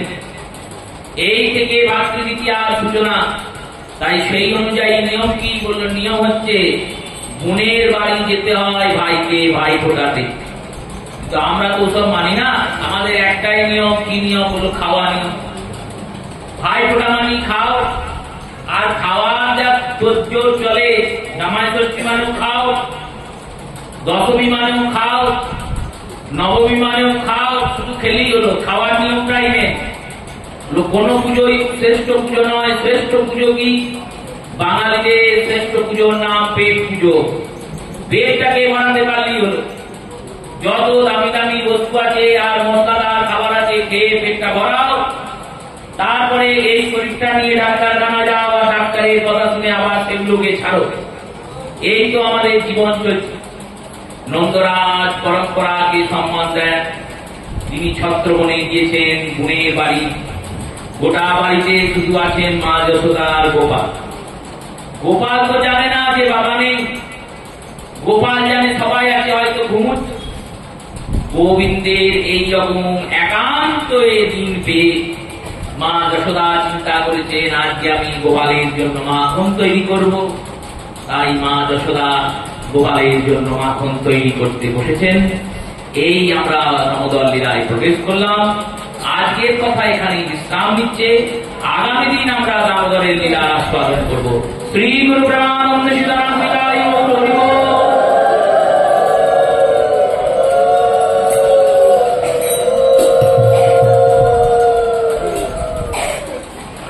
নমামি সচ্চিদানন্দ শ্রীকৃষ্ণ স্বরূপ, শ্রী গোকুলে বিরাজিত রসময় ভূ।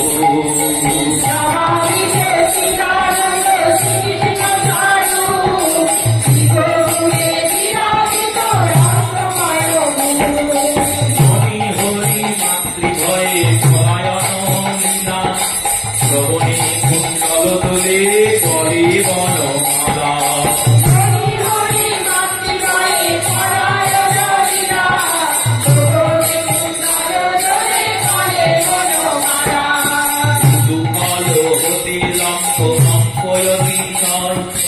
সাবিতা যশোদা হয়ে ভক্তি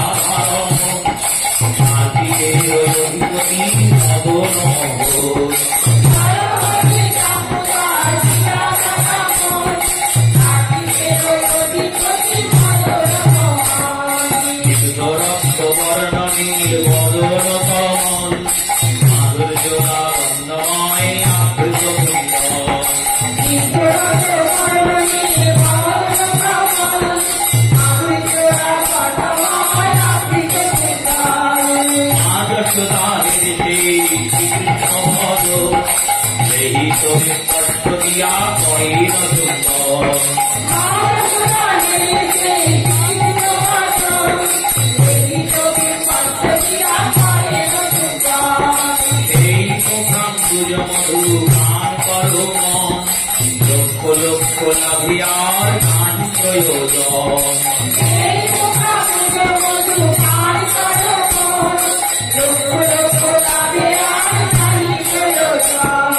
জয় হরি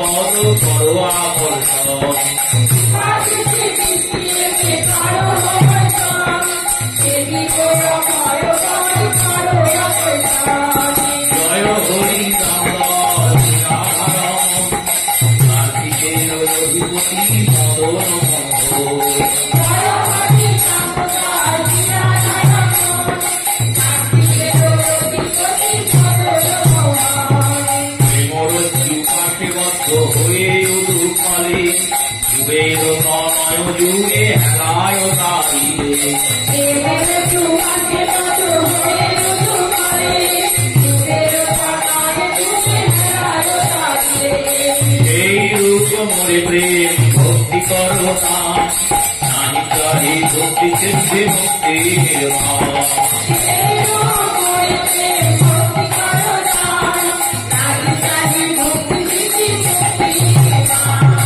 জয় হরি রাম শ্রীরাম কার্তিকের অধিপতি মদন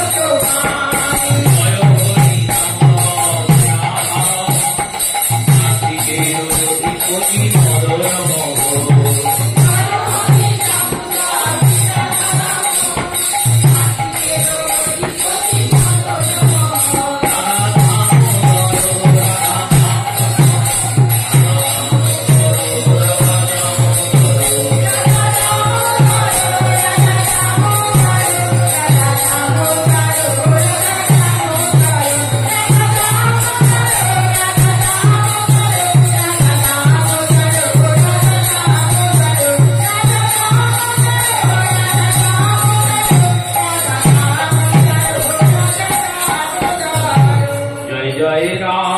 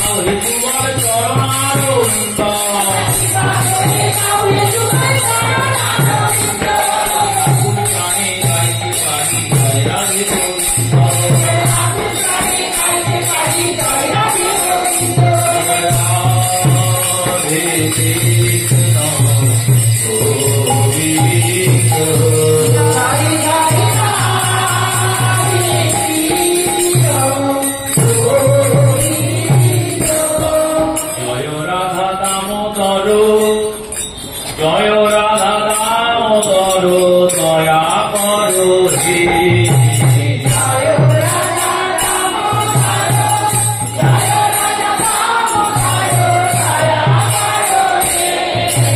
কার্তিকের অধিদেব জয় রাধা দামোদর দয়া করো হে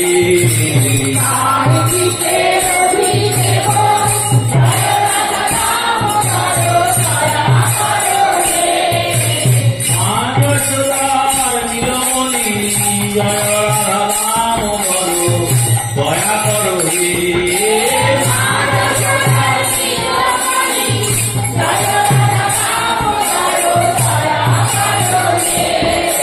নন্দের নন্দন জয় রাধা দামোদর দয়া করো হে